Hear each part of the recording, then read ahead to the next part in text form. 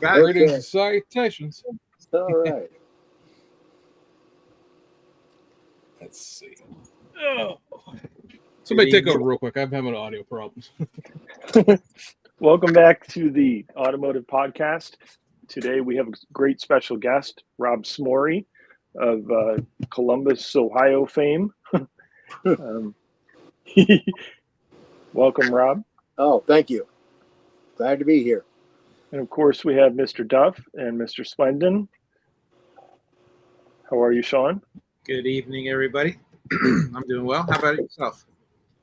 Doing well. Mr. Tester. What episode? This All right. I'm back. Season 2, Episode 3. That's right. Yeah. And our friend Wen Ben. Which, for those counting along at China. home, is episode 17.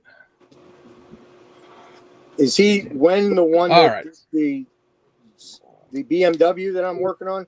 Oh, okay. Absolutely. Yeah. He is, in fact, yes. I just got the decals on that thing. Awesome. Awesome. I'm looking forward to seeing that. Yeah, I clear coated it tonight. It's almost there. Awesome. Yeah. They went down, his decals went down fairly easy. I'm biased, but they're my favorite decals. They seem to stretch more than anybody else's decals. I've yet to rip one. Yeah, I haven't ripped one. It just, my biggest thing is they didn't slide at all. No. They grip. They grab. And I mean, I kept putting hot water underneath it and trying it. There it is, just in the paint. And I got the wheels done there and the spoiler. Now it's clear coated and has the Red Bull graphics on it. That's not clear coated? No, that's right out of the airbrush. That's Tamiya Mica Blue. Wow. Nice. Wow.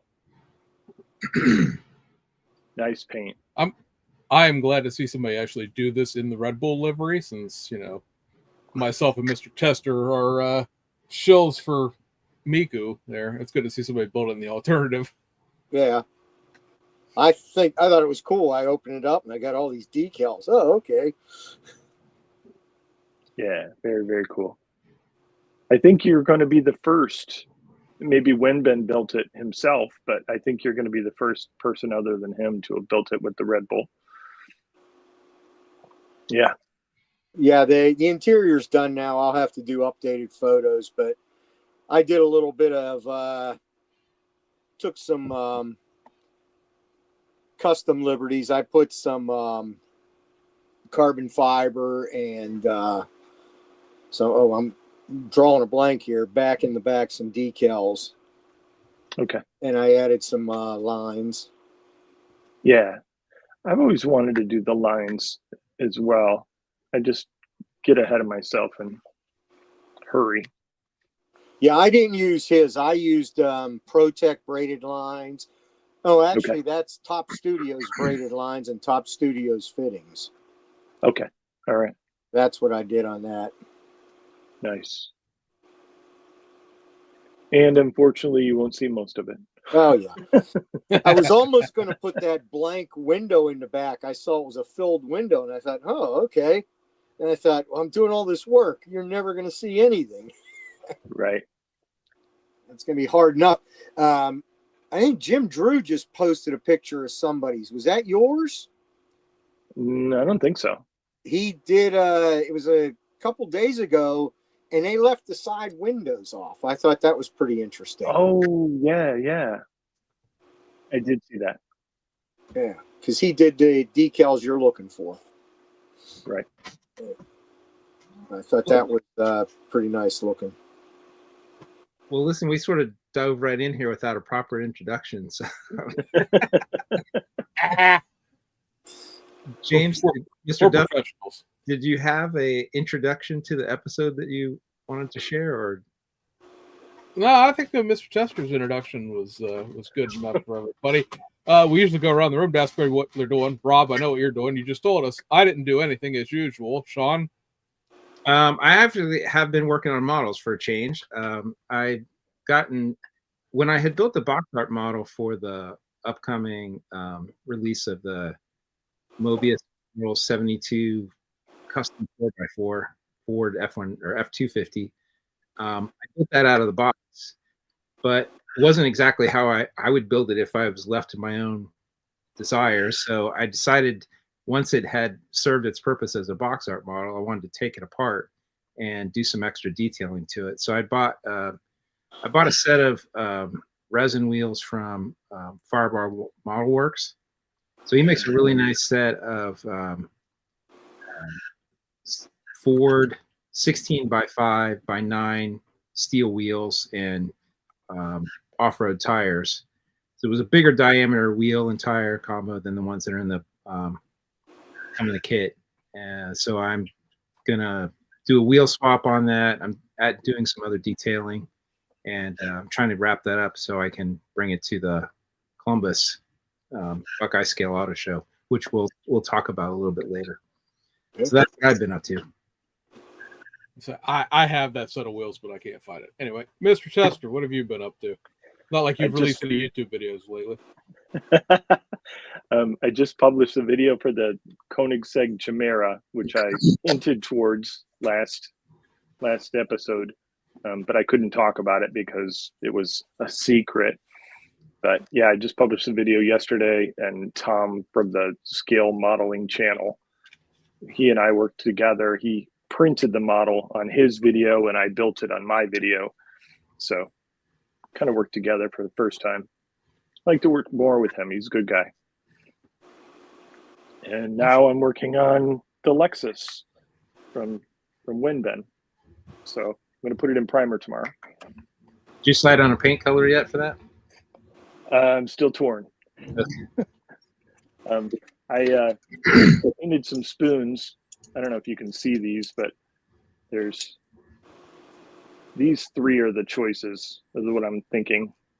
So the one's a copper, a dark red, and a silver with some purple in it. So I'll choose. So if you have a favorite, you can post in the comments if you're watching. If you're a fan of that pink color. I say Mr. Chester has my half of the equation, because we right. shipped everything to him from Mr. Wenben there. So I will be painting mine metallic black with the box art because I'm a box art shill. Actually, the whole reason I bought this kit was because that's black car on the box art. Yeah, that's your car. The one that's down here on the bottom right there. That's what I'm going for. I don't know if those are from those wheels. There's a part of a carbon fiber sheet that we were talking about before we came online that are for the wheels, and I don't know if they're for that set of wheels that are there. I think they're for these ones. For that one, yeah. We're gonna have lots of little itty bitty bits of carbon fiber to play with later because I'm going to use the wheels that are on the black car and the black car because that's the whole reason I bought that. I thought about passing it up because I know there will be further iterations down the road, and then like so many things in life, box art sold me. So far, Copper is leading in the comments here, or Deep. All right, keep it going, guys. Get a vote for Deep Red over there. So Copper was one of my. I told him paint it whatever would look nice next to mine because if I would ever build it. Yeah, say if I was ever build it, they're gonna wind up in the same same contest table in the same category. There's not much you can do with those. Have we? Well, Mr. Tester asking James if he bought anything is ridiculous because he's of course bought like 35 files of something, and I know he hasn't bought any model kits. Sean, have you bought anything recently? I have not. Nothing new. Rob, you're the guest here. Is there anything? Not really. Nope. James, you're the only one that buys. I've been buying 3D parts from Jay's Model Car Garage for. I'm starting a NASCAR next gen one, and I'll tell you what, his stuff is amazing. He's got a bunch of stuff for those Salvinos kits. Yeah, and it is nice. It's really clean. His stuff is good, and then the other guy is VCG Resins by Reese. Right. I've He heard of him. does Yeah. some really nice stuff too. A lot of electronic. These guys are all doing. What's really cool is they're doing 90-degree boots for your distributors, 3D printed. I think ProTech has those too. I've got some from him, but a lot of the little stuff. And then there's a new guy. I met him at Zanesville, ESS, I think it's called. He does a bunch of 3D printing, door handles, a lot of electrical components, really good stuff. These guys are getting good. Well, I work with 3D printing professionally, and I know how well these printers are getting. Yeah. Some of the stuff I've been printing, like from Bill Cunningham, they're just like, a hair thick. Yeah. Let's say, well, me and Sean will just sit here. You two go on and talk about 3D printing. Mr. Tester up there, he's our 3D printing guinea pig. So what did you buy, James? The only thing I bought recently is I bought the new K5 Blazer, the Revell Stranger Things attached 85 Blazer. Is that out yet? I didn't realize that, it was that got shipped this week. So it's on my your mileage may vary at your local hobby shop. Mine got theirs in today, and I was impatient and bought one on eBay, and now I paid too much, and I'm waiting on it to be shipped halfway across the country. So serves me right. I saw one on eBay. It was like $26. I'm like, that's a good price, right? $26 for a new toolkit out of Revell. That seems like it's about the right price. And then I saw my local hobby shop posted tonight $23. So, which now, will only the interior for I'm putting my hand in it, but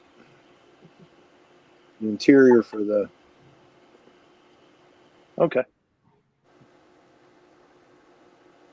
I added some Kevlar in the back is what I was trying to spit out. Oh, okay. I see.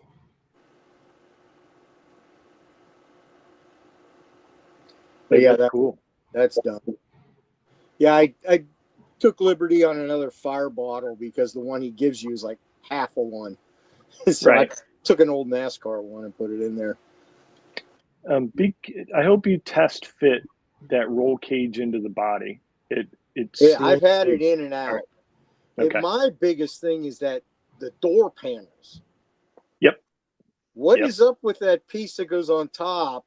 The one that comes out at a right angle? Yeah. That'll never go past that roll cage. And then he tells you in the instructions to put the one part in after the roll cage is in. I want to see somebody do that after the interior's in. You can't even get in there. So I just stuck a photo etch bowl over it. There you go. Yeah. Well, I wanted to give Rob a proper introduction. So we'd asked him to be on the podcast tonight. I don't know if a lot of people know Rob or not, but you may know his name or probably seen his work. Rob is a really excellent, very good modeler. I would say one of the things I really like about your work is you put an insane amount of detail into your models. And you've done some amazing race car models in particular, or at least those are the ones that I recognize you and I know you for it. I know you've done other types of models as well, but and we've known each other for a while, quite a few years. Yeah, we have some people in common. I'll let Rob kind of introduce himself, but yeah, tell us a little bit about yourself and maybe how you got started in models and. Well, I am a professional model maker. As you may know, Sean, I've been doing this for 40 years now. I work for Aerosport Modeling. I've been there going to be 20 years now, and it's now called Aerosport Additive because our main business now is 3D print. We have 3 HP large printers. We print nylon. We still have old school SLAs, but now we have a silicone machine. We have elastomeric machines. We have anything to print right now. We can print just about anything. So I still head of the model shop. I do all the finishing and painting in the shop. It's kind of a dying art. But I worked in California for 15 years at Sonos Models. We did a lot of, that's where I got a lot of my experience model building, both car and out. I met a lot of great people in California. We got to do, in the 90s was nothing but toys. And my specialty was I actually got to do paint masters for Hot Wheels Oh, wow. during the later 90s. They actually, I did a couple models. They called them design models. And actually a 25th, 24th scale model is 3 times up from a 64th scale Hot Wheel. So they would do these models, have meetings with them, and then send them to China where they would take them apart and engineer them to be a toy. I worked on a lot of the, I don't know, Mattel tried to compete with Danbury Mint, where you got a 25th scale car and you got a small one with it, 64th scale. Well, Hot Wheels tried that. I worked on, there was a Shelby Mustang, I think it was 67. I did that one. Oh, I did the Twin Mill 2, and I did the 32 Ford. Those were the big ones. And then they had 2 and 4 car specialty packs. I did a lot of the models for those, and then a lot of the paint masters. They kind of did away with the models because they'd take a model in for marketing and set it down. And I want to do this Don Garlits set, and people looked at each other like, who the hell's Don Garlits? You know? So that kind of, it started to evolve and go away. The models went away, and they started just doing everything with computer. But I did get to do a lot of their paint masters. Heck, they used to buy me quarts of Olympic gold for a Chevelle, you know, paint one Hot Wheel. So I ended up with a lot of paint. Can you explain what a paint master is? It's actually before the actual Hot Wheels produced, they do a resin copy of the Hot Wheel in 1/64th scale. They would send them to us, and I would paint them up like they want them with graphics. They would do rub down graphics. I would do all that and paint them the specific colors that they wanted. Now, a lot of our viewers they're familiar with model kit building, but as a professional modeler or model maker, yeah, I don't know that a lot of our viewers actually know what a professional model builder does. Can you give a little more context for? Well, I started in 1983, and it was old school where I went to school for industrial design, UC, and then I learned to read blueprints. So when you went in the model shop, I worked for a place called Belcan Engineering in Cincinnati. And we did a lot of gator board, plywood models for Procter & Gamble. And you would actually get a blueprint and build the part, cut it from scratch. Then that evolved when I went to Sonos, the same thing. You got blueprints of, say, a toy. It was a toy gun or a toy car. You got the blueprint and you were told to make it. We usually fabricated it out of styrene, molded stuff, sculpted stuff, used Bondo, clay, whatever it took. And then I know, but I'm leading you as long as the witness, right? Yeah. What do companies use these kind of models for? Mainly they were for all the sales tools. The toy company used them for sales tools and magazine photo or catalog shoots. We were so busy before Toy Fair from September to January. It was crazy because they were all the models. When you looked at a catalog from Toy Fair, like from Playmates Toys or Mattel, a lot of the pictures you see in there are prototypes where they're hand painted. I would do, we did a lot of paint masters. I like to figure paint also. So I would do a lot of we had a whole sculpting. We had 10 sculptors that worked there. And when I say sculptors, they would give us a picture. Like we did the first 9 series of WWF guys, the wrestlers. They would actually give us photographs of the talent in a front, side, back, top. And these guys would mock them up in clay make a quick mold, and then cast it in wax. They called it a Barbie pink wax. It was a special mix. You pour it in hot, it cools in a couple minutes, and they would sculpt them, and then they would send those away to be license approval. So they would have to send them to the WWF. And they would look at him and say, oh, okay, his nose too big, her mouth's too short, tweak this, tweak that. Send them back. Once they were approved, we would make silicone rubber molds, just like they use in the model car stuff. Make the figures, cast them, and we would typically do 3 raw ones, was just cast in a resin. And then I would do 2 paint masters where they would give you the figure with their costume on, and I would hand paint the costumes on there. Send them to China for, manufacturing. That's all since gone. There's a place out in California called Gentle Giant.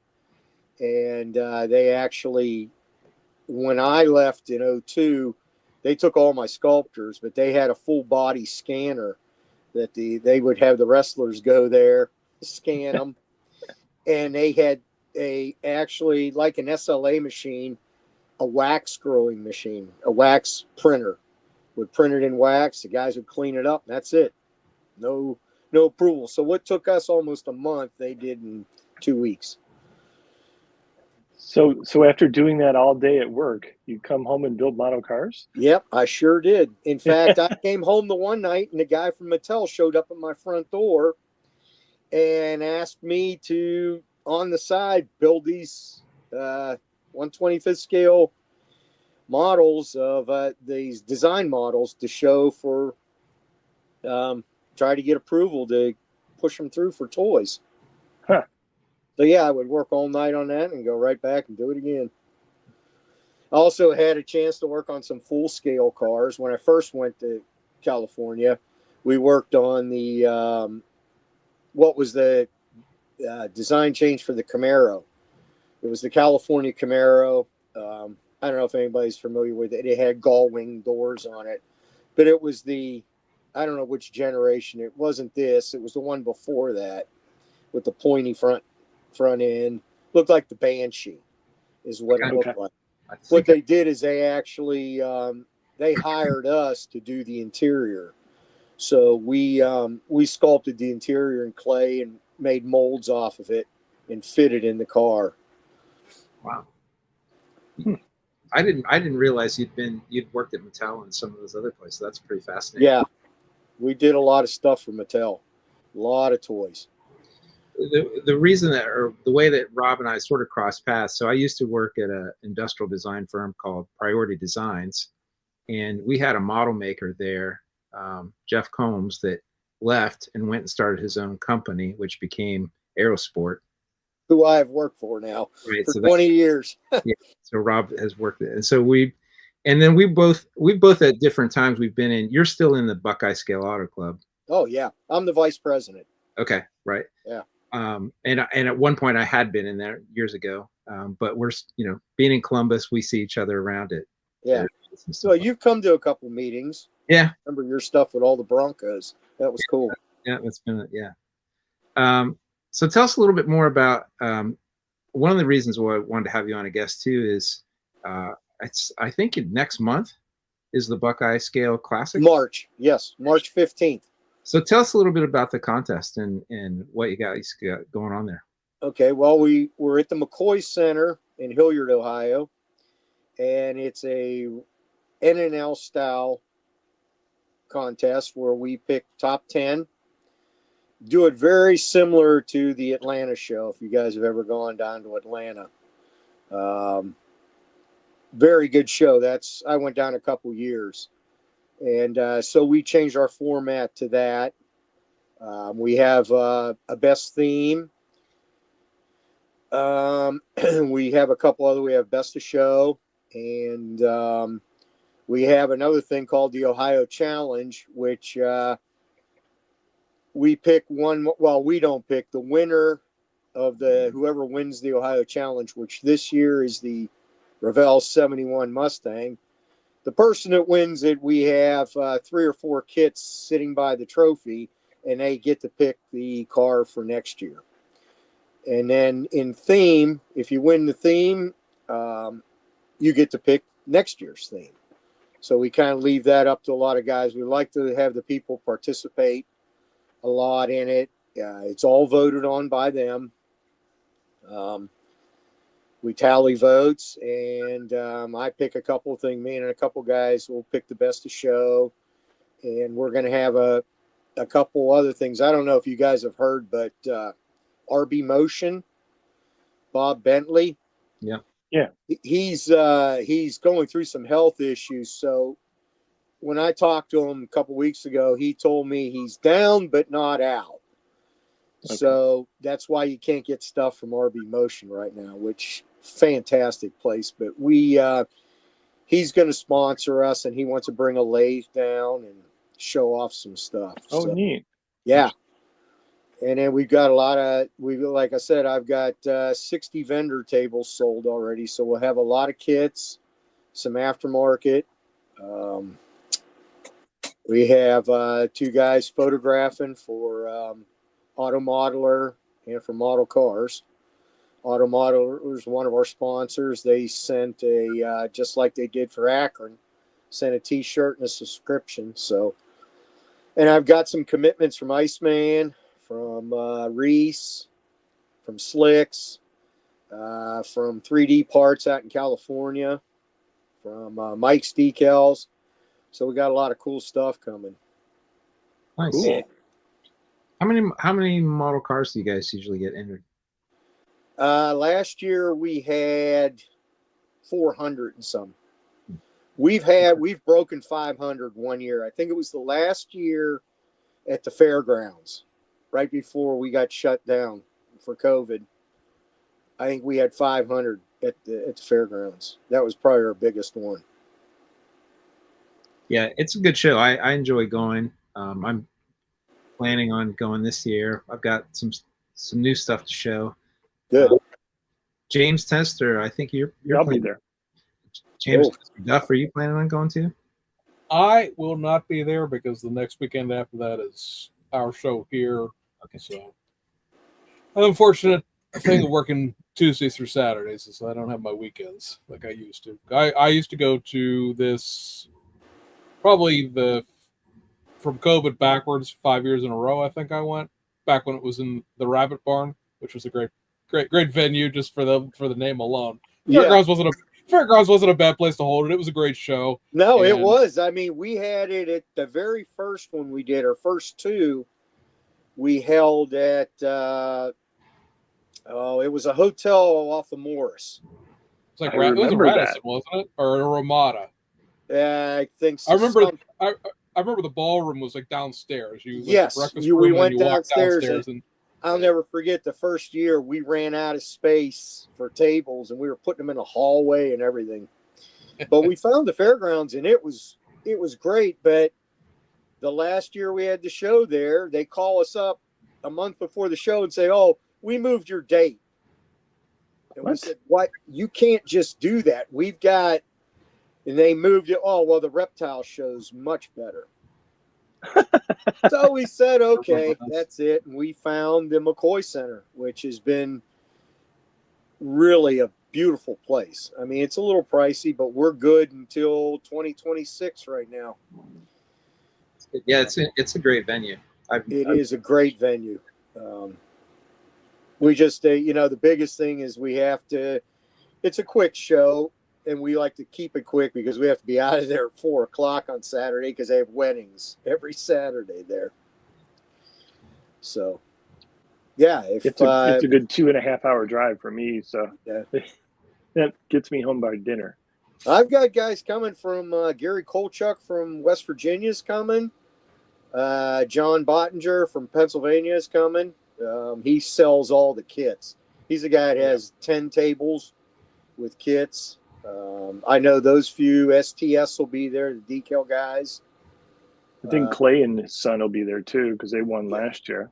Yeah, Clay's son won the challenge last year, so he picked the Mustang. and Clay, and then I heard the Caspers, Tim and Debbie Casper mentioned they possibly were coming, because we do have a host hotel also Friday night, and we have a meet and greet at the hotel. And I'm drawing a blank. You have to look at the flyer to see the name of the hotel, but it's from 6 to 8 on Friday night. We do a meet and greet right after we set up. Okay. Awesome. Are you debuting anything new at the show?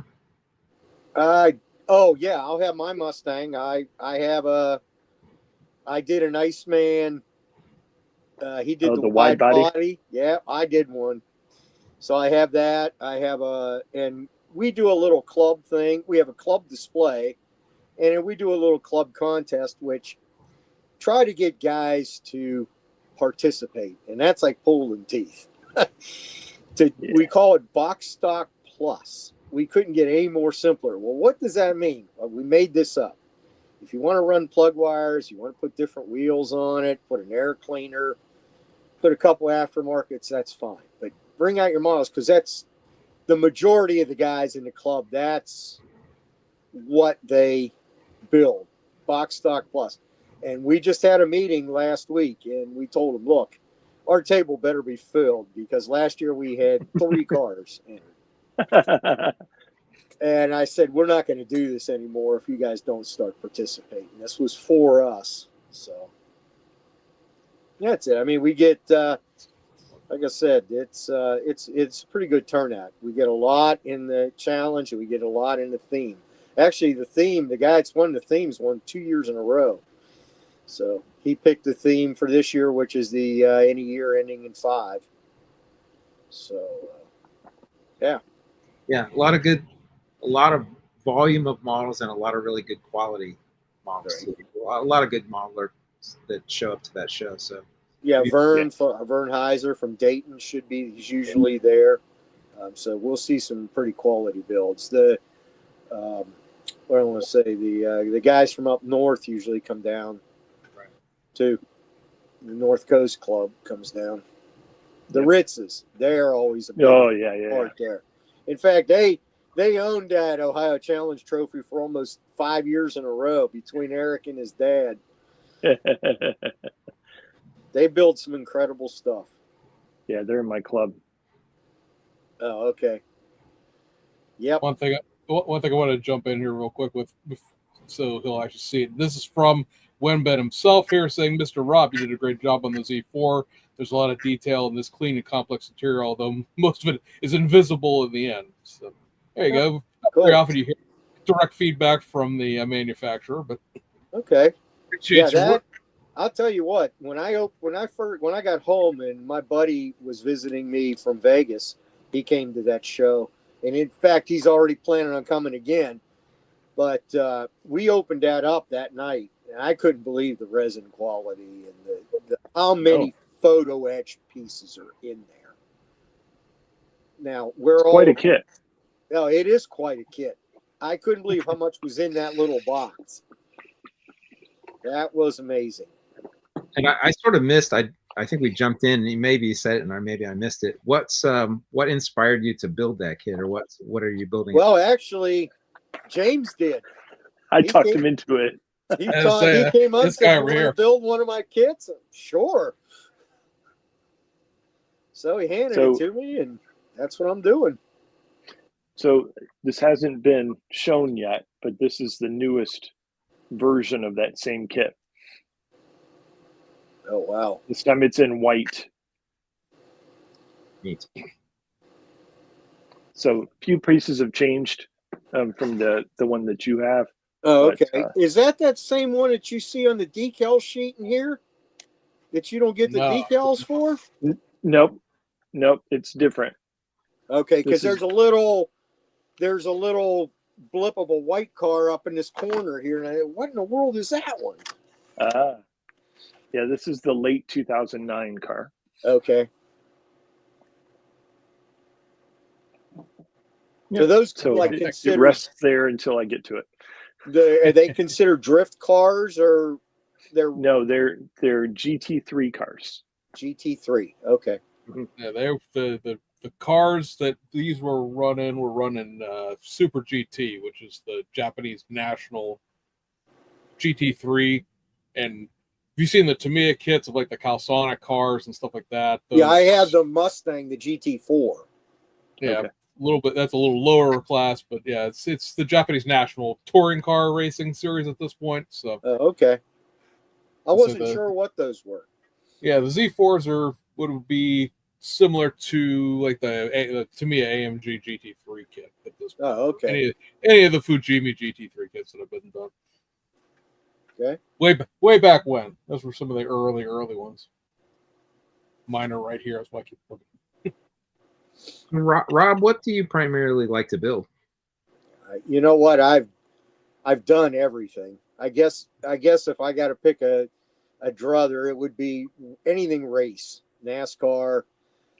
I got a whole stack of Ford GTs, the old one. I don't know. Did I send you a picture of that one? That was a 40-year-old kit that I just finished last year. I had it at Akron. Or no, I didn't. No, I didn't. No, I had it at the first Akron show over in the Goodyear building. Okay. And I did that. Car, right? What's that? It's a red car. Yes, it's red. Yep. Make sure Buck put up the right thing here because you sent me like 28 pictures. I know. I'm sorry. Oh, that's okay. We'll go through them all, but I just want to make sure I'm putting the right thing up. Yeah, that was the version of that was the Tester's famous Ford, the black boxes. Okay. The motor is from is 3D printed from Texas 3D. Then the wheels and tires I took out. The Tester's tires were garbage, but I took the tires out of the MPC kit because I've got a few MPC ones, and I compared the two, and this just had way more detail. But I enhanced it. Like I turned the mirrors. The mirrors are all scratch built. The rear end, I drilled out all the the tail lights, and put in lens. I made lenses and used aluminum tubing for the bezel. And all the windows were just about trashed. So what I did is I wet sanded all the windows with 600 and worked my way up to 2000 and polished them all, along with the headlight lenses. And then the headlights I made all out of aluminum, and lenses I found in parts boxes. Wow. That's impressive. People don't appreciate it. This is not the Fujimi kit. This is the old IMC kit. Yes, this is the one before IMC. This is the Tester's one. And I also have a what is it called here? The one after IMC. It's molded in white, and they actually give you a body with, you can cut the doors out, and then they give you a set of doors. It was the next one after the IMC who had it, and they cleaned it up. It's a Japanese company.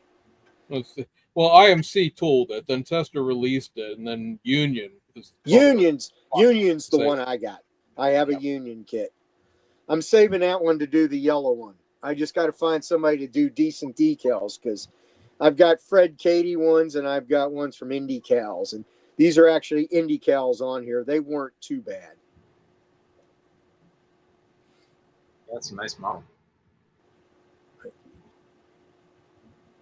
So, Rob, we know where your work modeling career starts. Where does your personal modeling? Did you get into this as a child, or did you get into it as a child? My dad. I started out flying radio control airplanes. I flew with my dad, and I built models as a kid, set them on the shelf. Mom break them, throw them away, and then when I got into high school, my dad introduced me to a couple of guys, and I went to high school in Cincinnati. So introduced me a couple of guys that took me up to the Dayton IPMS, where I met Bill Coulter, and I saw that. And these two guys, fantastic model makers, airplane, figure. And that's basically what it is. They got me started doing airplanes. And all of a sudden I went to a couple shows and these airplane guys, well, your marking is not the right marking for when it flew over France at 3:00 in the morning. That was supposed to be, so I hung that up and I bought myself the Revell Monroe Handler Mustang. And I painted it the way I wanted to. And that's where it started. I went through there and I'm actually one of the founding members of the Cincinnati Club, the Cincinnati Auto Replicas. Me, Paul Snodgrass, and a couple other guys started that club back in 1980. I think it was 82 or 83. And I was there for 5 years until I moved to California. But we had some good times. And that's really where I got started there. And then, like I said, I met a lot of cool guys out in California, a lot of good models, and just took off from there. Went to a lot of shows. We went to a lot of shows in Cincinnati, Kentucky, Indiana, and I met a lot of great people there. That's where I kind of got my inspiration to keep going. How long have you been in the Buckeye Scale Auto Club? Probably 18 years. Okay. And I've been up here since 05, so and I didn't join right away. So it was a couple years later. Okay. I met them at the IPMS show here, the Columbus one, when it was over at Easton. And they were just sitting around talking. Hey, you want to join our club? And we were meeting at some guy's house. It was, forget his name. We were meeting at a guy's house, and I've stayed with him ever since. That's cool. And you said you're currently the vice president? I'm the vice president, contest director, and now me and my wife run the vendor room, and she runs registration. So, yeah, we've been busy since the first of the year, sending emails, collecting money, collecting sponsorship, and just getting ready for this. Because it's quite an undertaking. That's for sure. Mr. Duff, do you want to share some of the other photos that Rob shared? Maybe we can have him. I suppose I could do some of that. Here, let's see. Next in the sequence of stuff that was in here after the Z4 was a. You're gonna tell me if this is a Salvino's kit or not, because Salvino's makes this kit. Looks like to be a Dodge Charger here. It is that has a little bit of a modern twist in the decal department. I found those decals at a show for $2, and I'm a huge Bill Elliott fan. And I said, well, I'm not built. I have about 1 million petty decals, and I'm not building a petty car. So I decided to do a retro Dodge.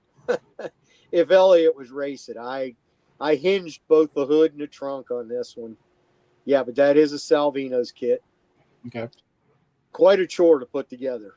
Quite a chore. I actually, on their chassis, I've done 2 or 3 of these now. They have you're probably familiar with their 2-piece floor pan chassis. I am, yes.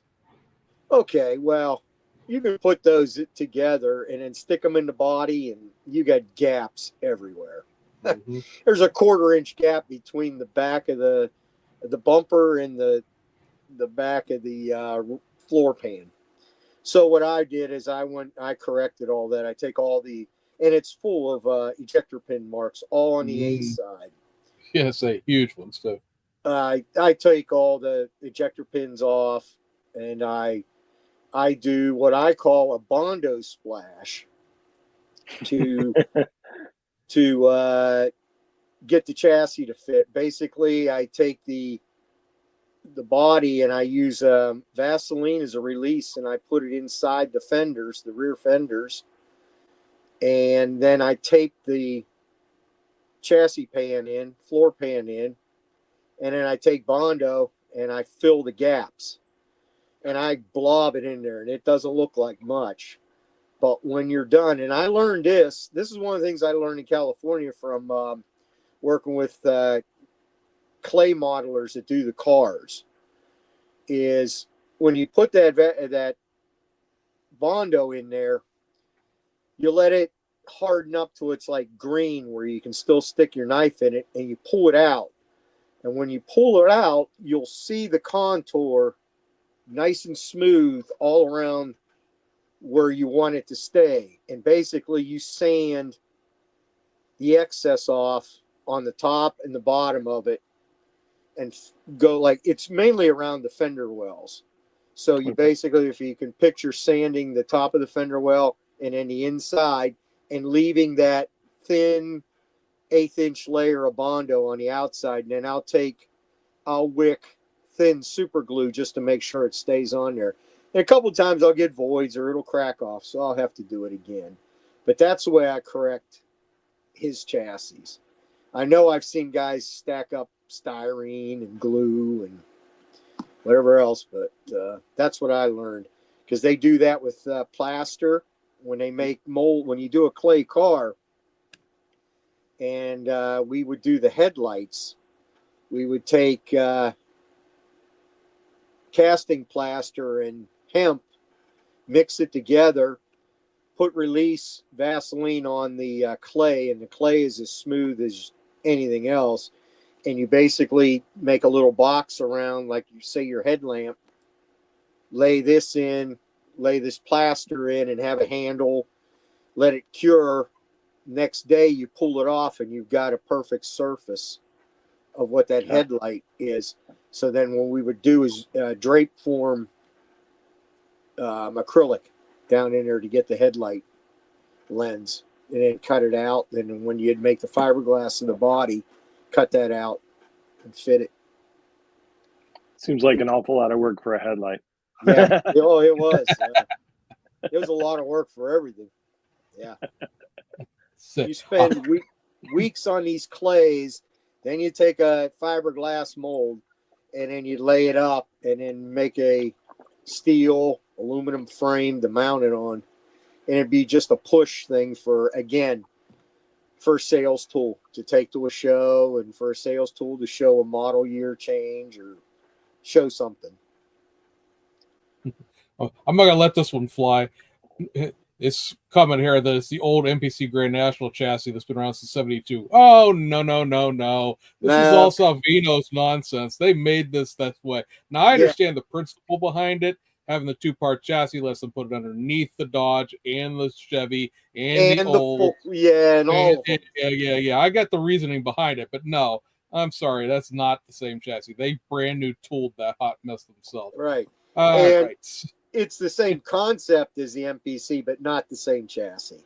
Exactly. So we got that's a 43rd. That's my very first 43rd. That's another 40-year-old kit. I bought that back in Cincinnati in the 80s and had it.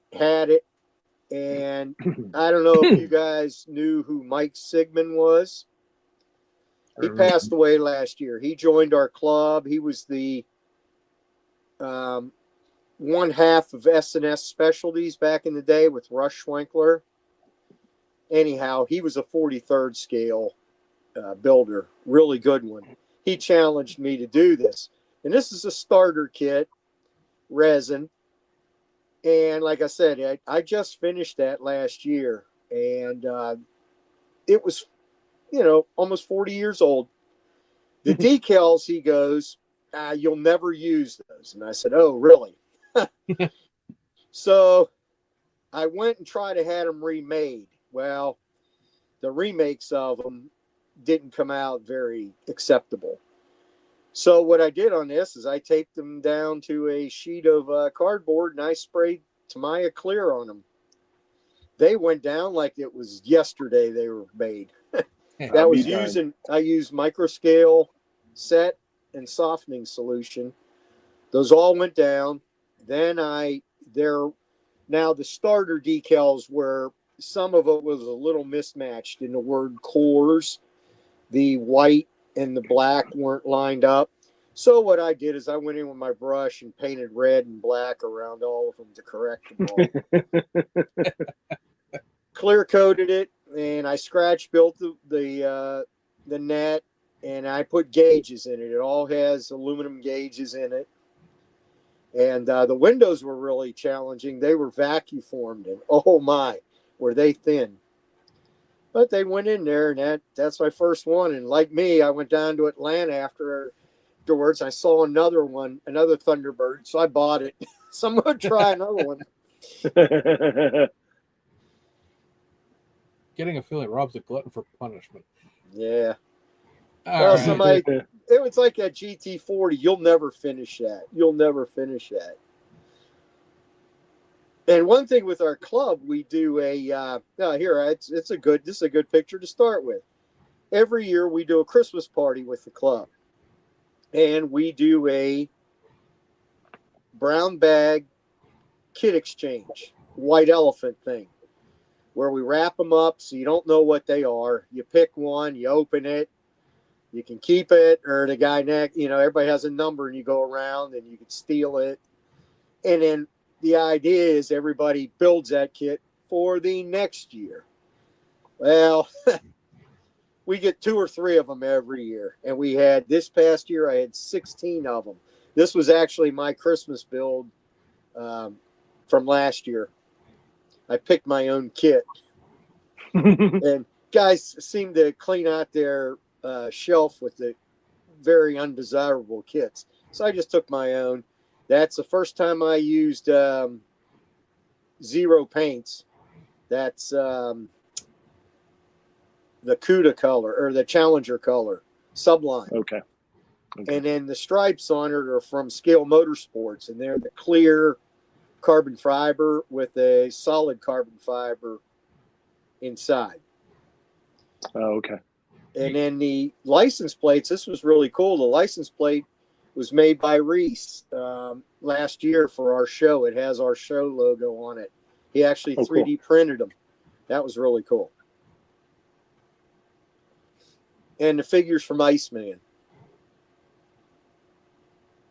Next. Oh, that's cool. This was up at Akron. I don't know if you remember this, James. I do. Yeah, this was the Mobius Super Duty. I won the Ohio Challenge and picked this kit. So this was supposed to be for last year's Ohio Challenge, and I didn't get it finished. But I finished it for Akron. But that's the Mobius Super Duty kit. But it has an Iceman Pro Touring chassis and the Iceman Unicorn motor there's a replica from Ken Block's Unicorn Mustang. Yep. And actually this paint job was inspired by his Mustang. I hand masked all that off with Tamiya tape. Took one piece at a time. One piece at a time, and I mixed the purple pearl, sprayed it over a dark aluminum or dark silver. The wheels and tires are old JPS aluminum ones that you could buy. Oh, I remember those. Yeah. Back in the day. I still have like 3 sets of them. There's the motor. Nice. That's all 3D printed. The rotors and calipers are from Reese. The master cylinders are from the guy in Canada. What's it called? Oh, Off the Sprue. Oh, right. I've heard of it. But yeah, I had fun with that one. Oops. Go ahead. And back to the Ford. More Bell Elliott. Yeah, that's a monogram kit. Just let's see. This is the one. It has Dancing Bears rotors, machine rotors on there. Those are pretty nice. When I think of you, this is the model, and others like this is what comes to mind. Yeah. Like I you just got a signature style, I think, of displaying your, like, these super detailed NASCARs with wheels off, hood and trunk up, up, and then like so you can kind of see, and it really showcases all the detail that you sort of pack into the chassis and interiors, and they're sort of a feast for the eyes. You keep looking, you see more and more layers of detail. Well, when I went to Atlanta the first year and I saw Clay Kemp's, I don't know if you guys are familiar with him. Oh yeah. You look at his stuff and you look at this next gen NASCAR he's doing now, and it's incredible. I mean, it blows this thing away. So, I mean, how much time do you have into a build like that, Rob? Probably 8 months, 6 to 8 months, off and on. There's some days I won't do anything, but it usually takes me about 8 months. And do you work on it like every week, or I mean? I try to every night when I come home, spend a little time. I'm down in my shop now. I try to do a little bit, but then I get tired. And I get tired of looking at it. Yeah. So how many hours do you think you have in that? Oh boy, I don't know. 8 months. 8 months. Yeah, probably 100, 150 hours. Yeah. What inspired you to build that particular? Well, like I said, I'm a Bill Elliott fan, and I was trying to do one nobody else did. And Mike's Decals come up with those decals, and this was the I got to remember. I think this is the 89 car. This is the first year of this body style, right after the big one, where he won the championship. Was this car?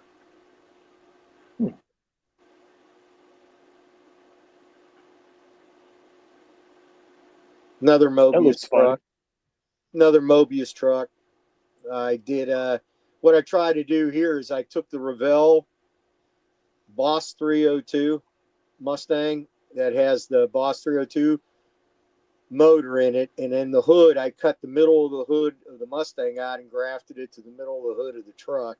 It has the whole Boss 302 interior, and it has guy from Colorado, JPS. He's also called JPS wheels, but he has nothing to do with those aluminum ones. It's Jeff Metzger. He's out of Colorado. He does a bunch of 3D printed wheels, motors. That was the first set I bought off of him. Nice. I like it. Dale Earnhardt, traitor. Just a box stock. This was one I did for our box stock plus. Again, just cool decals. Now I went to NNL West with Mike. Last year before he passed, and we went to a museum there. I'm not 100% sure how to pronounce it, but I think it's Canepa. It's up in Northern California where the NNL was. And this museum of cars was amazing. He actually had Earnhardt's Aero Coupe in there, the Wrangler with the Aero Coupe, and that thing was gorgeous. Snapped a ton of pictures of that. But he had a bunch of Ferrari race cars, the vintage NASCAR, some of the Talladegas. He had Petty's Torino in there. He had a Ford GT. Just some amazing stuff. Yeah, Bruce has a couple dollars to his name. All the Porsche work that he did over the years. Oh, a modern Ford GT. Yeah. Oh, I love this kit. Only I didn't know how to hinge the door because it's such a funky way it opens. And Mike gave me that thing. Hey, pin it. Huh, great idea. I'll just pin it so it's permanently open. But all the interior, I went crazy on the interior. I had all kind of photos and everything. Can't see it. I should have opened both doors. Cannot see. All the electronics are on the passenger side. And those decals were from Decals 43. I think they're in Spain. Yes. Okay. And they asked me, when he saw a picture of this, he asked me if he could use this as his banner. Sure, go right ahead. But those were very nice decals. That was fun to do. That has Scale Motorsports super detail kit, like the wing is all photo etched. And then I think I pronounce it right. What's that other aftermarket? Decalcus. They do a lot of resin 3D printing. That's his wheels and tires and the rotors. And then I machined the hubs.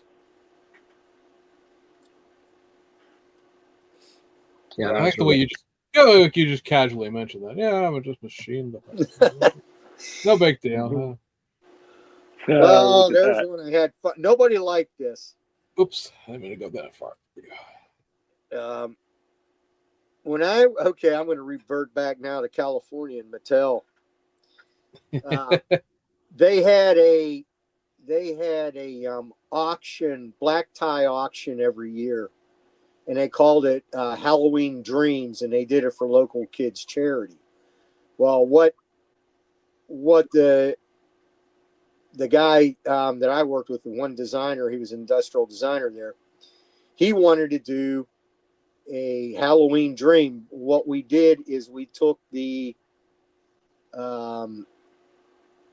ZZ Top car. What's the purple one called? Oh, I'm drawing a blank. Cadzilla. Cadzilla. Okay, Mattel had a die cast of Cadzilla. Okay, we took the 24th scale die cast, and I don't have pictures of it. I might have in my portfolio a long time ago. But he basically did a rendering with a wolf coming out of the roof, twin. He took the two motors out of the twin mill, put twin mill motors, and then I scratch built the whole chassis for it using the Boot Hill Express and different tires, and we mounted it. It actually had a brass gimbal mounted through the body because if you could imagine being a die cast, that car was heavy. And the suspension was all tweaked. I scratch built it, and we used the Boot Hill Express, which was a very dainty looking stuff, and basically built a car that looked like this. It was coming out of a mausoleum. It was some guy did the diorama for it, but that was my inspiration to do this. I thought, maybe I could try this again, and that just didn't go over very well at any of the shows I took it to. The wolf is 3D printed, and the roof, I did it like I did the hole in the roof is actually, I cut a hole, I ground a hole, and then covered it with like 20,000 styrene, and it took my knife and made star cut through it, and took a heat gun or my blow dryer from underneath and made them twist, and sat there and hand twisted every one of them to look like metal. Definitely very unique. I was not aware that you had such a range in model style. I think of you as a NASCAR modeler, but it's kind of. I like to do other stuff. Yeah, that's neat. It's a break because I built the two Thunderbirds right next, one right after the other, and I just went, I got to do something different. So I did this. My son kind of challenged me to do this, and the motors are out of the those Revell parts packs. They're two of the 427s out of the Revell parts packs, and it actually has the Hot Wheels twin mill, the die cast, the 24th scale. The way those motors worked is both motors were hooked to a gearbox, and the gearbox had a transmission off the back and went back to the rear end. Guy said it would work that way. I had a resin copy of the transmission and the gearbox, and that's in there. That's what those motors are hooked to. I remember how I did it. I'm surprised it doesn't get more appreciation, because it's got the whole gasser thing going on. It's got like the Ed Roth, the weirdos kind of thing with the giant guy coming out of the top. Very super detailed, guy falling out the back in a coffin. Engines are done. It's very unique and very, very good. Yeah, thank you very much. Those are actually the wheels. The wheels and tires are off the twin mill Hot Wheel. I had a set of them, and it's like, what am I going to use these for? Because they claim it's 1/25th scale, but they're really big. They wouldn't look right under a 1/25th scale car. So,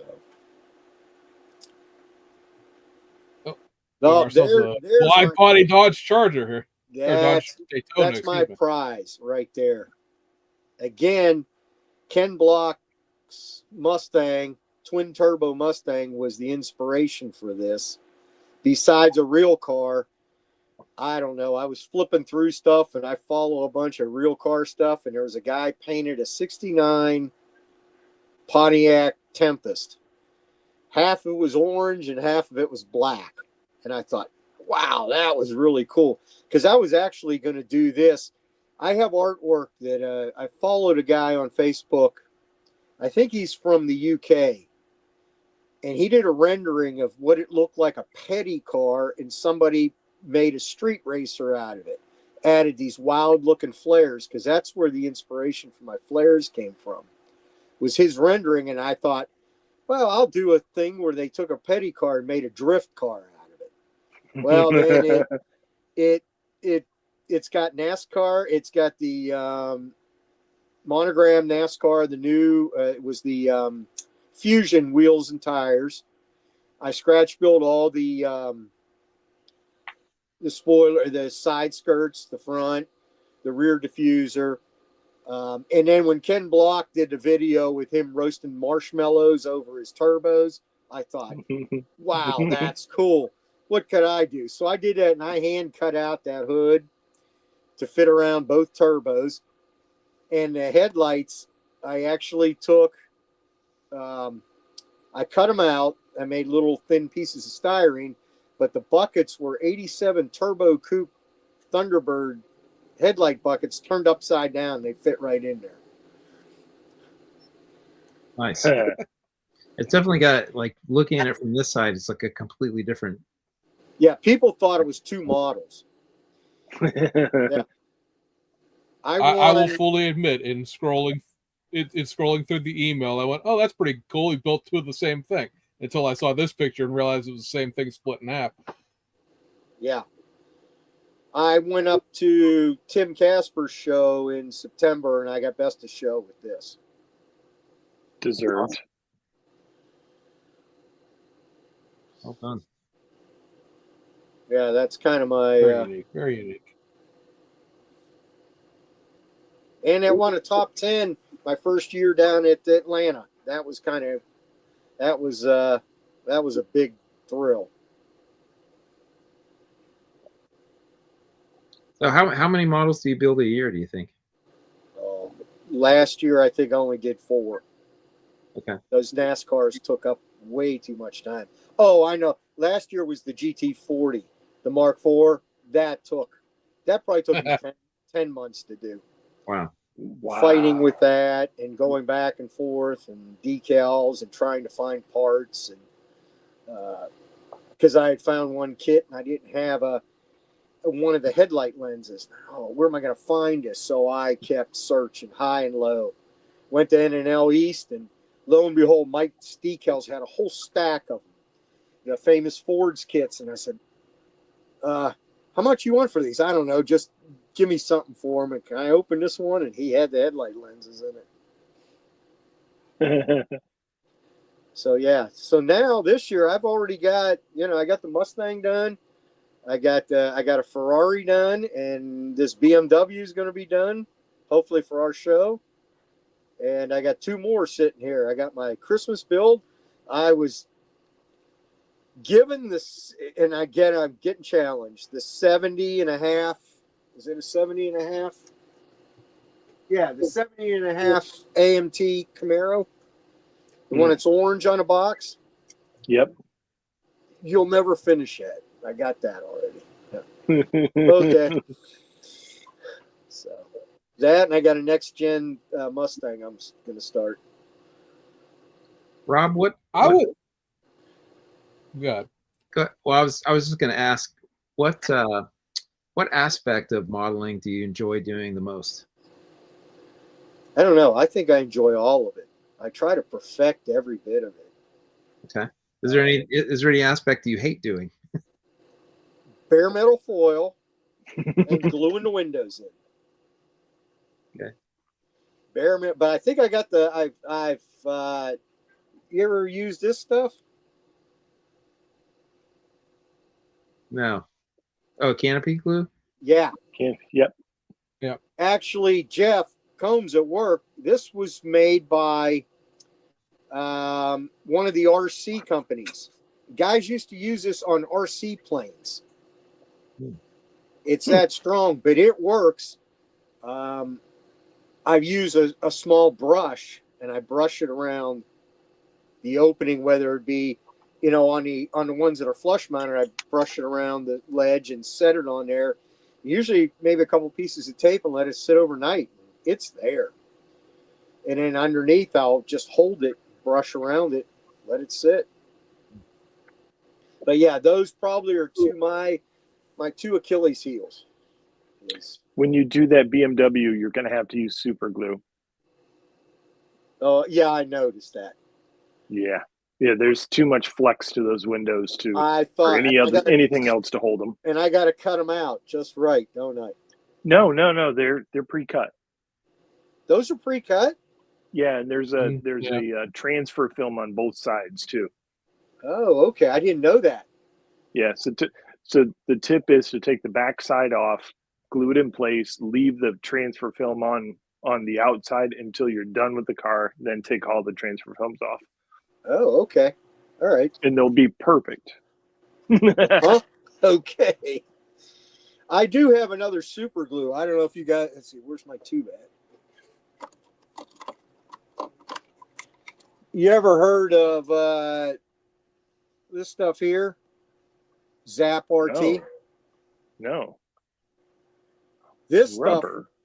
stuff works pretty good, and it doesn't fog. Now, you don't kick it or don't any accelerator, but I use, I make little,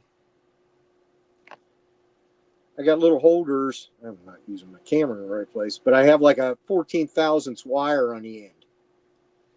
Okay. And I just dab a little on I use old paint can lids, dab a little down and just put it around it. Like put a small bead. You'll have to let me know if that works well. Because I'm always looking for a new glue. The first thing I think of is I'll put a couple dabs down and then just set it down on there and maybe tape it down. Yeah. The windows are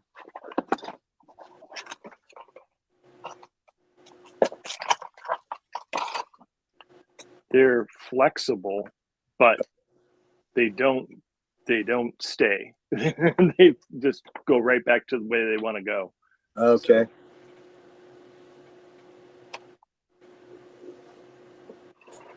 Let's say it. And the man's built 2 of those things now, so Yeah. Chase him down and beat him for tips.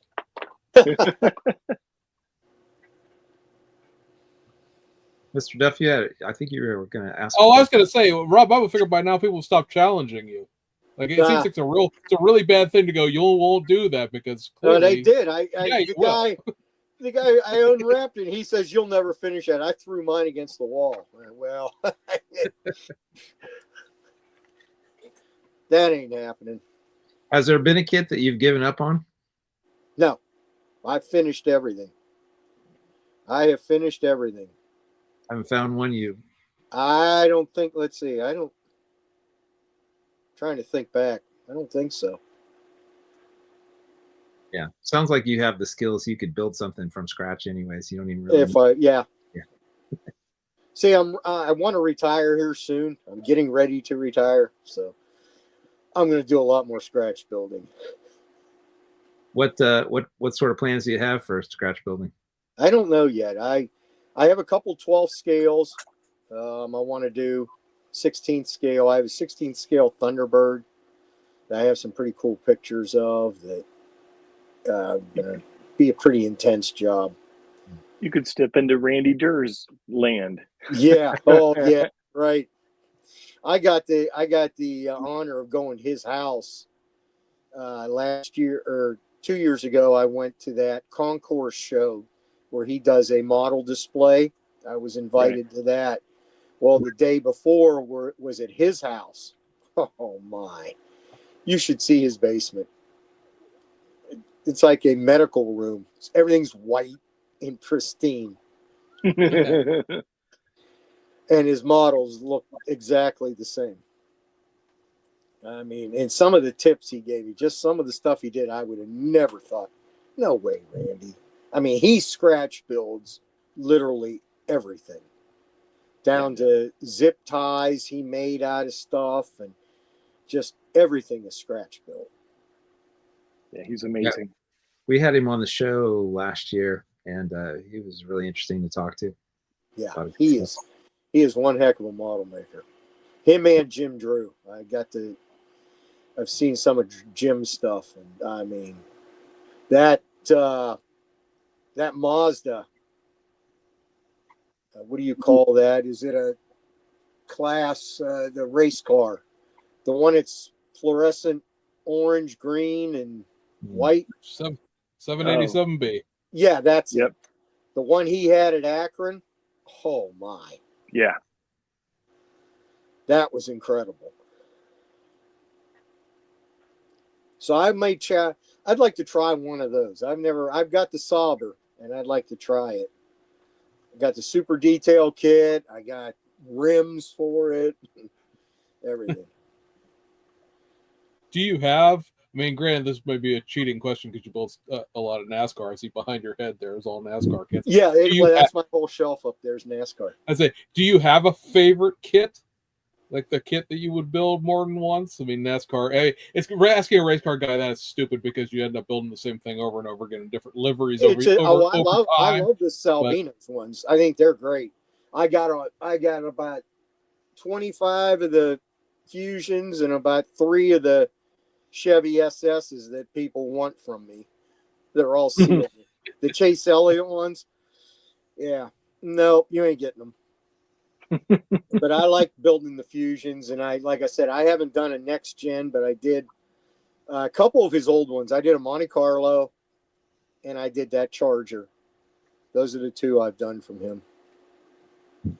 If I would have known those Fusions and SSs were so desirable when they were at Ollie's for $9, I would have bought every single one they had. That's what I did. When they were $10, I went and got them. You better believe it. Yeah. Those are probably the only real desirable kits I have. Other than that is just mainstay stuff. Is there one all new kit that you'd like to see made? I don't. That's a tough one because they've come out with just about everything. I mean, not really. I'm amazed at what some of the stuff's coming at, and then the reissues are just coming and coming and coming. Yeah. How deep is your model stash? What sort of numbers are we talking? Oh, I got. Let's just say when I moved here from California, I had over 1,000, and I'm down to about 100. Oh wow. Yeah. Wow. Yeah, I got rid of quite a bit. I don't know that I could pick. I'm small numbers. I'm in the 300s. I don't know that I could get down to 100. Yeah. That would I be got tough rid of for a me. lot. I give a lot away. I'll trade. I trade a lot of stuff. I've kept some for years and years. Like I've got a couple Joe Hands. I want to build the 65 Caddy. I think that's cool looking. They did a Hot Wheel of it. That's why. And I got hooked on that. Oh, in fact, I had a Hot Wheel with my last name on the license plate. Mattel Oh, really? pulled that from the shelves as fast as they could. Yeah, I got to do a paint on the it was the Caddy. It was a 59 Caddy Surf, the wagon. They did a Hot Wheel of it. Okay, they did one. It was orange, faded with a white stripe down the middle. If you can ever find that, look at the front license plate. It says Smoree. The guy designed it put my name on it. They went through for production, and marketing came back and says, "What is that on the license plate?" Oh, that's the name of an ice cream. Because doesn't this thing look like an ice cream bar? Oh yeah, that's. It turned yellow like 3 months later. They painted the car yellow and took that off. That's neat. That was fun. That was one of my fun things. So, yeah, I don't know, Sean. I don't have any. I mean, they do everything I like. I don't have anything that's. I'm either gonna. I have a couple C5, a C5, and a C7 Corvette. I'm gonna do. Yeah, it seems like you have a really wide range of automotive interests. Is that? I wanted to be a car designer. I ended up being a model maker. Okay. I went to school for automotive design and ended up being just a model maker. Yeah, it sounds like a similar path that I took. Yeah. People thinking, "Oh, I'm going to design cars," and yeah, I wanted to design the next Mustang. This was back when they still had the Mustang 2. my first thing when I worked at, I don't know if I've shared this story before. So the first product that I ever designed that went into production was a toilet. Wow. So I went to school thinking I was going to design cars and ended up designing toilets. It was a cool toilet. Yeah, really cool. Well, I did it. Well, like I said, when we did the clay stuff, it was a Mitsubishi 92. We did the model, and it was from the windshield forward. We did the clay. Laid up. Get this. We did the clay. Laid up the fiberglass. Finished it. Made a frame. And sent it to them to be painted in 4 weeks. Oh, wow. Yeah. That was like 8 of us working from like 7 in the morning till 2 in the morning, 6 days a week.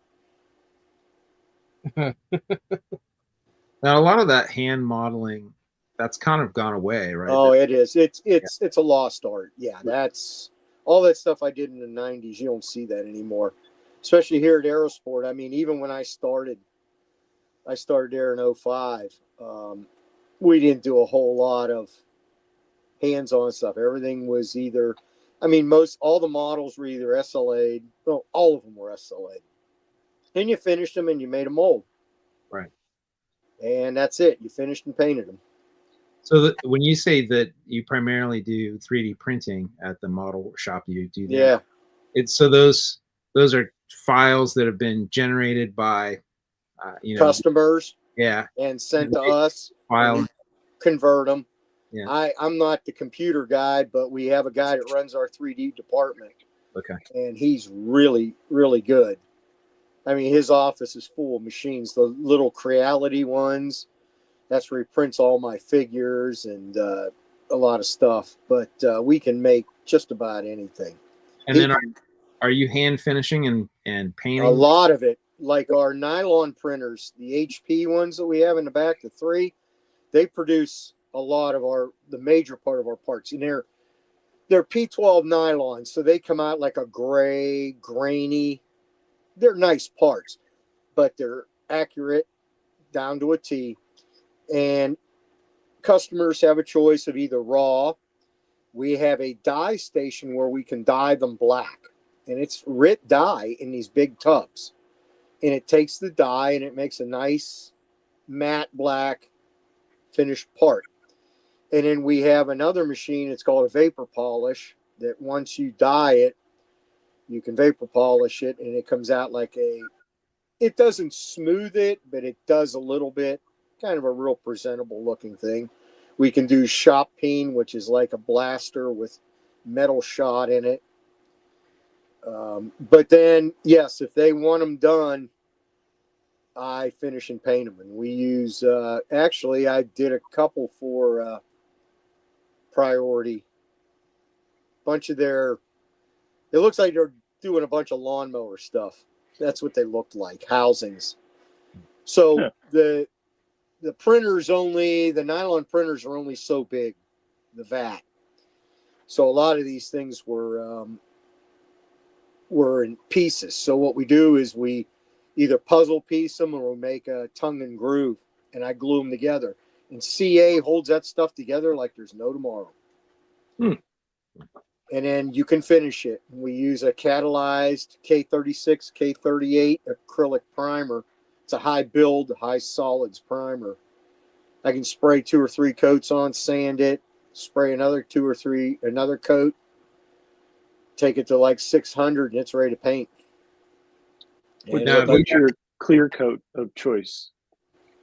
Clear coat, I have actually 2 clear coats. We use at work, we use PPG's 2021 Concept Clear.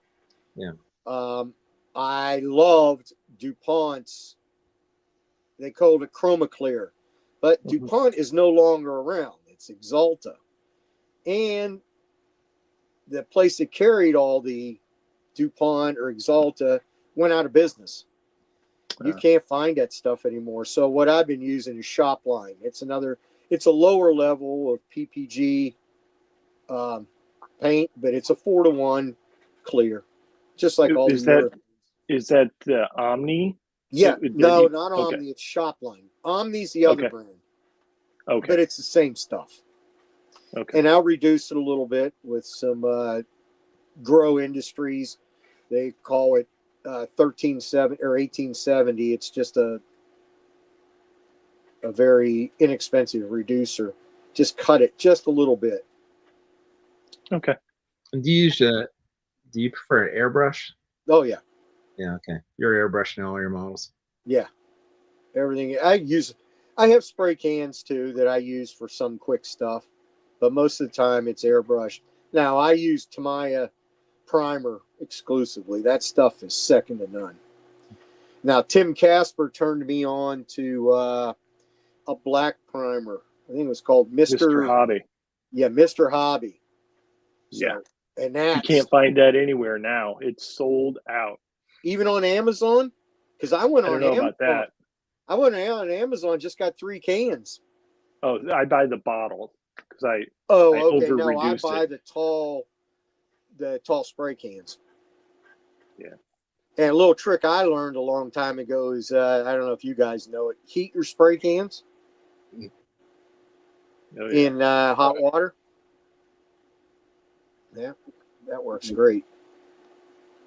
Yeah, I like the bottled stuff, and I'll reduce it twice, 2 times thinner into 1 part paint.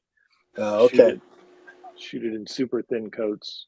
Yeah, when I do my clear, it's like on the BMW now. It's the first couple coats were just a little bit of reducer, and then I'll go back and wet sand it all with 1500, and then I'll cut it even more, like 50%, and spray the last nice coat on. Then I use 2000 grit and then 3000 Trizac pad, and then I have a buffer, little electric thing from the Dremel with a flexible shaft, and they were on Amazon also. I saw a video on a guy using it. I use the little foam pads with polishing compound and then Wizard Shine Master to finish it.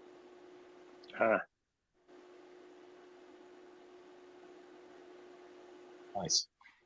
Have you gotten into home printing your own 3D parts? No. Now, I'm not a computer person, so I'd have a real rough time with that.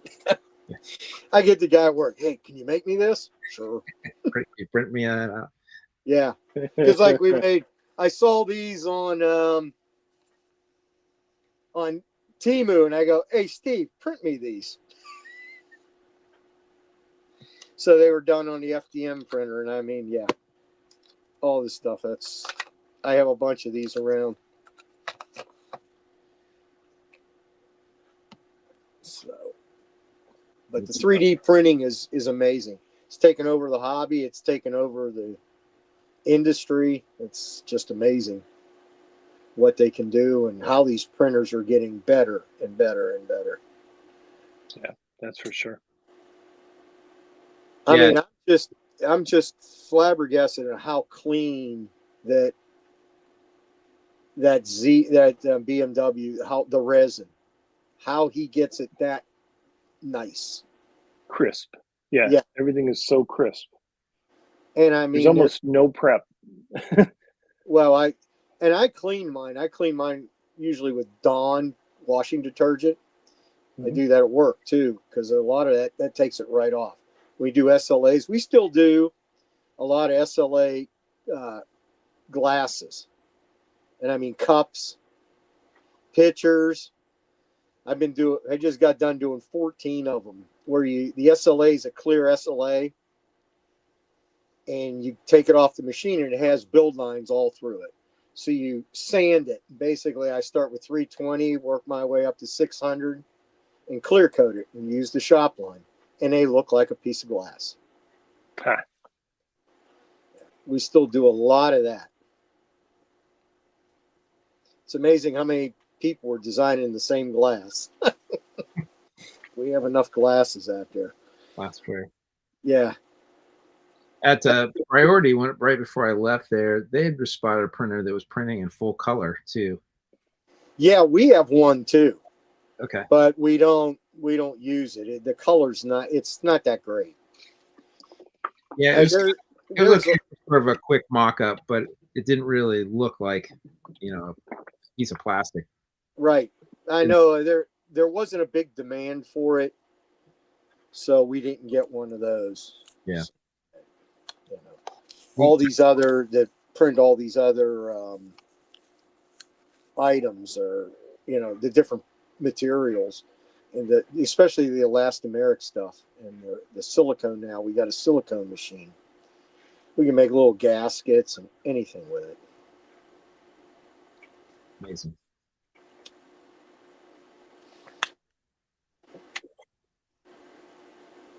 Anybody? All right, let's go talk. Feel free to chip in here, Rob, as we go through this. To kits announcements, because this past week was the Nuremberg Toy Fair. Speaking of toy fairs, got a few odds and ends from that show. A few of these things are also not from that show, but for anybody who hasn't heard, I think we talked about this in a past, we didn't have a picture for it. Mobius has picked up the tooling, or the ability to run the tooling, for the old Galaxy Limited Chevy. I wondered if that was it. I saw that picture and I thought, boy, that looks like Galaxy Limiteds. Yeah, so a lot of people immediately were all like, oh, I want this, I want that, I want the other thing. They have said that it runs the way it sits. They're not going to obviously sit around and retool it or anything else like that, because it's still in South Korea where it was tooled up originally. So, yeah, I think we mentioned it in passing, like the first episode back after break, but yeah, the picture now exists of them running it with Sean's box art there in the background for that for that highboy pickup truck. This was shown coming out in June of 2025. I'm sure Mr. Tester will be thrilled, since I know he's desperately following all of the MF Ghost releases here. This is a active comic strip in Japan right now. This particular kit, I guess, is what they're calling episode 16 of the comic. James would know if he has it or not, but this is a Toyota 86 and a bunch of new body parts to this, new wheels, new front bumper, new rear splitter, and a few other odds and ends here. It's recycling a kit that they have, but it's kind of fun to have an active. There's all of the Shackleton Boogie and Midnight Wang and Midnight, and all those other old old mangas. Initial D, right? Yeah, there's all those things that have been around before. This one's currently like an active production, so it's kind of fun to have that around. And hey, it's another 86, so why not? This was shot at Nuremberg. This was sort of, to me, is reissue bin, if you will. Here, all these things are coming back in sort of a limited run capacity, which include some of these are like 80. Well, they're all 80s kits. Some of these are early 80s kits. So you have the old Audi Quattro, the old what is this, a 500 SEC Mercedes. You have both of the Renault 5's coming back, the Civic version and the Rally version. Somebody, I think it might be Decal Cause, is doing better wheels for this, if it matters. And then, of course, Mr. Tester's City Turbo with his Moto. I already have it. reissue of the 80s Prelude. This down here, of course, is the Street Custom 240Z that's already come out. I'm excited to see that Prelude come back. That was one of my favorite cars back in the day. I thought those things were pretty cool. This is the next release out of Academy. This is a Hyundai Grandeur. We don't get that car in the United States, but this sort of slitty front end Darth Vader, helmet, not Darth Vader, but the Stormtrooper helmet kind of look is on a bunch of current Hyundais. This is like a styling cue that they're doing with a lot of their cars.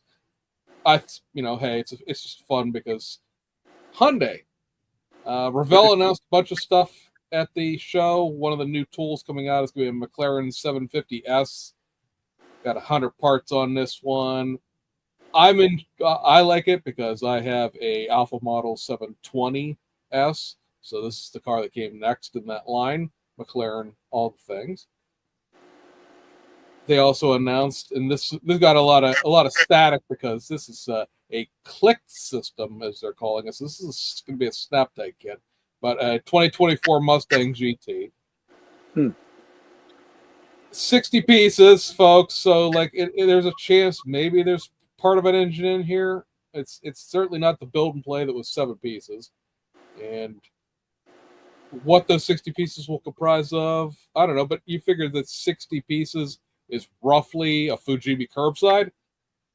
So, right. If they simple the chassis a little bit, they could put an engine in here. I think 60, 70 pieces is what the 2014 but the pre-paints, and then there was their unpre-painted versions of them came out. The 2014 Mustang, a 2014 Camaro, a 2014 Challenger.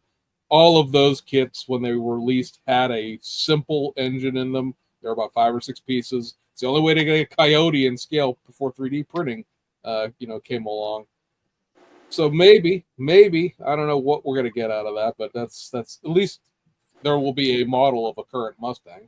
Yeah, I'm just Even hoping if it doesn't have one. Yeah, but I was just gonna say, I'm just hoping they do the headlights with a little bit more detail than the last generation. They were horrible. Just I don't know, they had stickers for headlights or something. It was ridiculous. Yes, they did. Yeah. Yeah. This was a text-based listing of other things that they didn't have pictures for. So a reissue of the J10 pickup with a camper. That's the Jeep Honcho. I'm assuming the camper version is the one version of it that came out in the early 80s. It was like the Jeep Honcho Adventure or something like that. It had a slide-in camper shell in it. There's 2 listings for the 68 Corvette Roadster. One of them says it's in 124 scale. That's going to be kind of interesting. But so that kit's coming back out. Reissue the 64 GTO. That's a venerable monogram kit. It's been around since I was a kid. The 85 GMC High Roller here, I'm thinking is the next version of the new K5 Blazer tooling. Because really all you need to do is throw some GMC girls into that. Because the High Roller, that's like a monogram term. That was all those kits that they put those giant monster truck tires on. But that wasn't that's a Blazer, and that's not an 85 Blazer that's in that series. So be interested to see what comes out of that. Then you have the 73 Ford Mustang, which will be the next version of the 71 tooling. 71 Plymouth Satellite GTX Street Machine. This I would assume be the Fast and the Furious kit without the Fast and the Furious stuff put in it, like the labeling for it. Also, Satellite GTX, it came out as a Satellite originally in '83, and then they turned it into a GTX. I know it had the Satellite hood in it this most recent time, but I don't think it could be both. It's just this. It's just a GTX. 87 Monte Carlo SS in the lineage of these kits at Monogram. This is the Aero back kit because the regular Monte Carlo SS was an 86. So I don't know if this is gonna just be they're just putting another ear on it saying, hey, it's an 87, or if this is actually going to be the Aeroback. I don't think the Aeroback's been out since like the mid '90s. And then this one, the '78 Chevy 4x4 pickup truck with a go-kart. We've all been sitting around trying to figure out what go-kart exactly Revell has on 1/25th scale. Didn't they used to have a kit of, I can't remember what it was called. They had little, I'm so bad with names. In Columbus here, we used to have a go-kart track when I first moved here. It was, I can picture it, but I can't think of what the name of it was called. And I remember Revell had a kit of it, and I'm thinking that's probably what it is. They had a whole bunch of, this was an odd time where there was a bunch of motorcycles and all sorts of goofy things that are floating around a bunch of different things. This is a production test shot of that new Revell Germany tractor. Yay. I'm more interested in the Lamborghini Revelto that was the other side of this new tool, but so that's coming back out. Heller showed off their new Peugeot 205 GTI. I hope the doors aren't separate on this in real life, that they just took the door off in this to show off the interior, but knowing Heller, this is probably a clear piece because Heller, all the clear pieces are on the doors. They obviously come with a right-hand drive dashboard as well as the left-hand drive one that's in here, and you got a full detail engine in here. I'm amused because it's the civilian version of the rally car. 139 pieces, so I mean it's plenty of parts in there for anybody who's interested. And then to me, is sort of new tool, quote unquote, announcement was the GR Supra Custom. This little rack back here are what are the new tooling parts in here. So it's the wheels and all the aero pieces basically that do all of the spats in the front and the side skirts and the little door insert fake side intake pieces here. It's not a final edition. It's not the version that the Toyota, the Supra that Japan got at the very end. So it's honestly just something they sort of made up. Well, that's usually, to me, it does two versions of every kit, and so this is probably the second and only version they'll do of it. I expect so, but I think it would have been, they did the original one, the one that we got, 2020, 2021, I think that kit came out. Right. And like that kit you can build as a launch edition, which was, the car we got here in the United States. Like we didn't get the final edition. The final edition only sold to Japan and in Europe. There's like 1,500 of them. Same way the launch was 750 going to Japan, 750 going to Europe. And it's a different rear spoiler. It's a different rear set of wheels, but it's vaguely this aero package. I don't know. Okay. I don't know what the point of that was, but I mean, it's to me a kit. Yay. I mean, I don't know. I want to order one, but at the same time, I don't know that it's enough for me to care. While you guys were talking, I just remembered that go-kart we were talking about, Malibu Grand Prix. Yeah. I remember that as a kid. Back little Indy cars. Yeah, they were little Indy. Those weren't go-karts. Those were Indy cars. Right. I remember Revell had a kit of that at one point. I didn't know that. Yeah, it came with a trailer, I think, and let's see. Some kind of Chevy truck or something, or Blazer pulled it. Huh. Okay, this the Malibu Grand Prix racing team looks like it's on the front side of a Nissan here, maybe. Let me see. Oh, it's a dead eBay listing. This picture was attached to. Gosh dang it. It's always a good time. But yeah, there was one. I've seen this was posted up a couple different places saying that maybe this was the idea, but I'm trying to find a good picture of it now because I'm trying to think of the only go-kart that I can think of that Revell had. Unless there's something else they did, but let's see if this eBay listing. There we go. All right, let's see. I can make this bigger. and then come back over here to you guys, and then we'll go to screen sharing. This actually has to be legitimately a screen share. There we go. But that's a Toyota pickup truck. So I mean, I guess they could release the trailer and the go-kart without this pickup truck attached to it. Huh. God, I don't even remember that. Yeah. I don't know how I remember it, but I just Oh boy. When I first moved to Columbus, we had a Malibu Grand Prix track here, and I remember going and racing the cars a couple of times, and they were fun. Yeah, we had one in Cincinnati. It was right down there in Sharonville. That was pretty neat. I went a couple times. Yeah, neat little cars. Wasn't it like $20 a lap or something? It was expensive. I remember it being real, kind of pricey for what it was, but right, and you had to get a license and everything. yeah.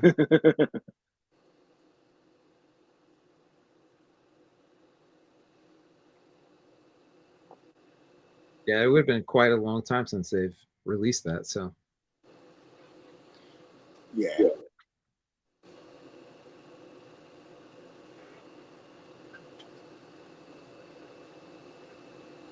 We need more kits of go-karts. Yeah. Well, what's the one, the 60 Chevy, the blue one? What comes with that? Is that a go-kart in there? Yeah, it's got a little Briggs and Stratton kind of. Yeah, that's kind of, I always thought that was cool. I never bought one. Yeah. I'd like to see somebody do a modern shifter cart in a kit. Yeah. I mean, it'd be kind of a neat subject. James Tester, does somebody make a 3D printed one? Yeah, somebody does make a 3D printed go-kart. Probably more like that Briggs and Stratton kind of go-kart. Files are out there. I have several friends that were really into shifter carts racing, and it'd be fun to do a little track vehicle. My internet had said goodbye for a second. 1981 is the copyright on that. Wow. Yeah, I moved to Columbus in '85, so I think that would have been. And if you want to pay $112.39, you can buy that kit off eBay. No, thanks.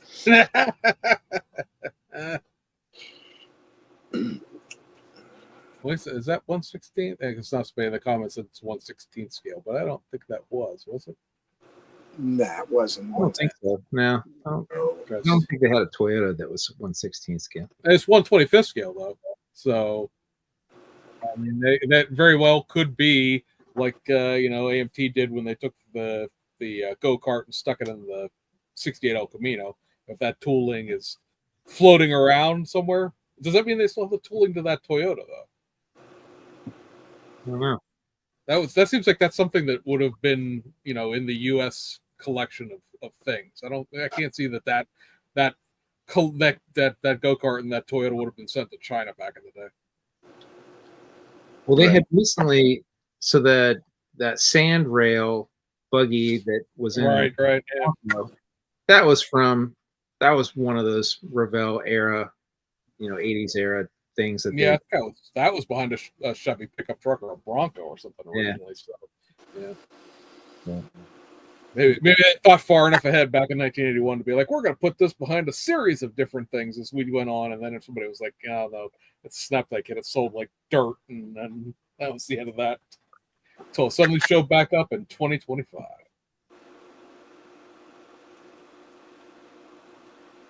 So we have anything else for Mr. Rob? Let's see.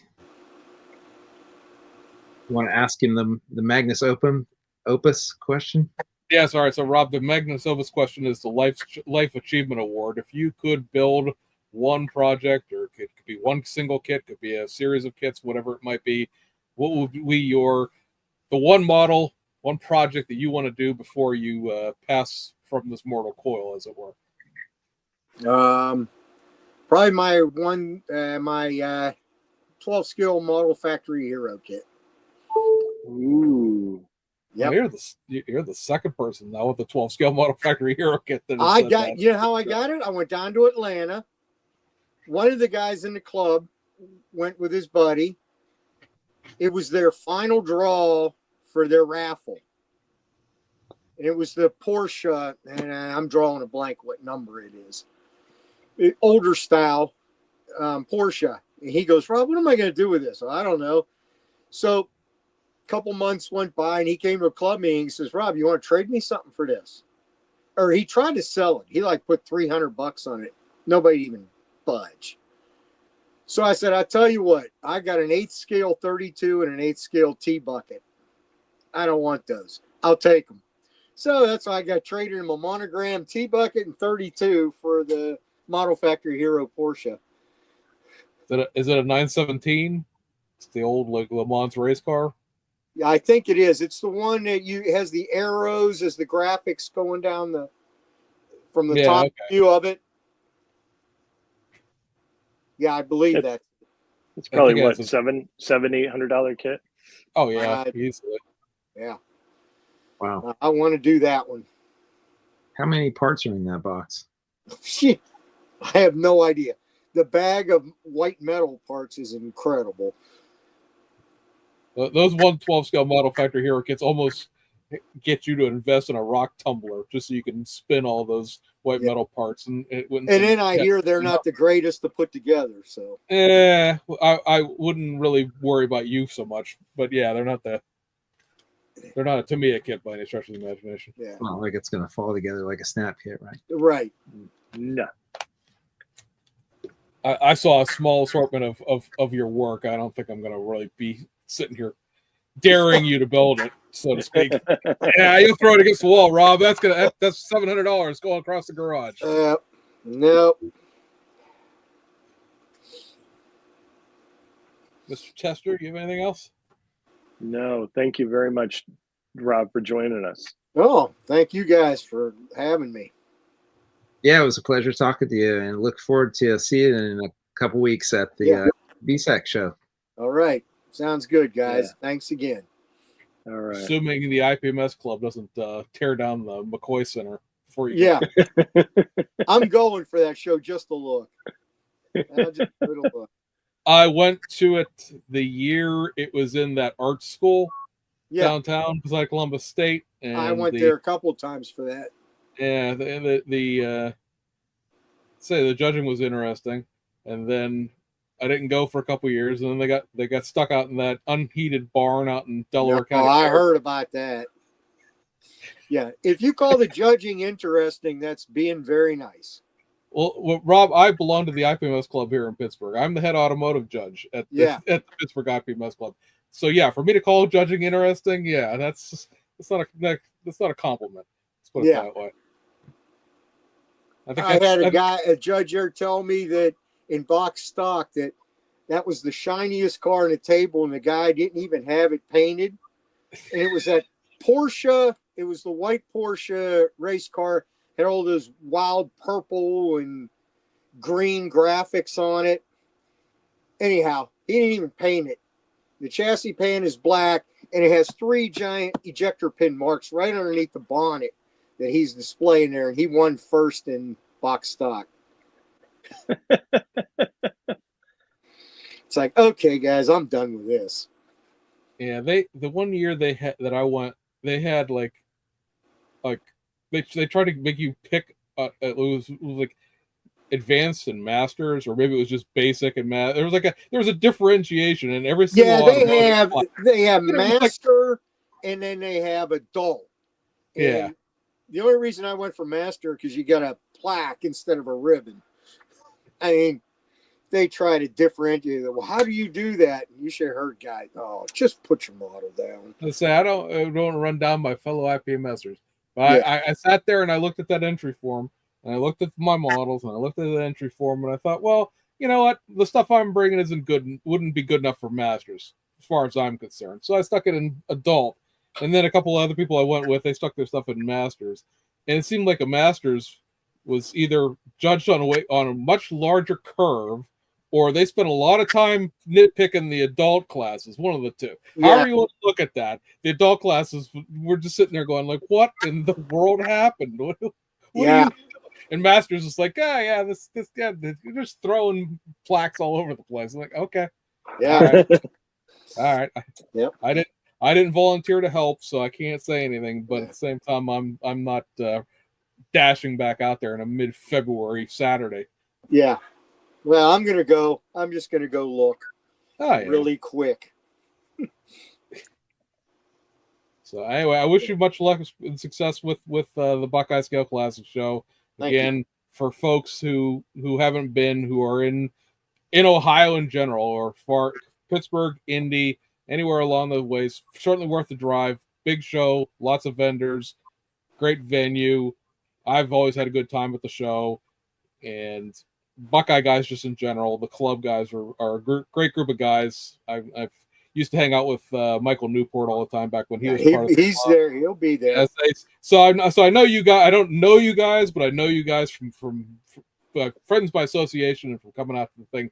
And that last show at the fairgrounds before COVID is what got my car in contest annual at the last official scale auto contest annual before it became fine scale modeler. So very cool. Always good props on that. And Rob, I said, appreciate you coming on. Sort of last minute spur of the moment there. Guys, we appreciate you guys tuning in tonight. All right. And we'll see you guys. All right. See you guys. See you.